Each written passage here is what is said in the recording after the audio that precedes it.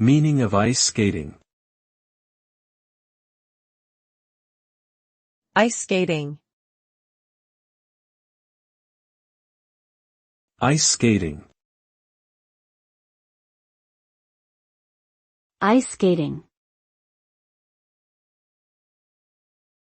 Ice skating. Ice skating is a recreational activity and competitive sport that involves moving on ice using ice skates attached to one's feet. It can be performed as a solitary activity or in groups and can be practiced indoors or outdoors, depending on weather conditions. Ice skating has a long history and is enjoyed by people all over the world.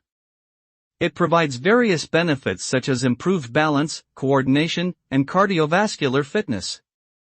Some popular forms of ice skating include figure skating, speed skating, and ice hockey. Overall, ice skating is a fun and engaging way to enjoy the winter season.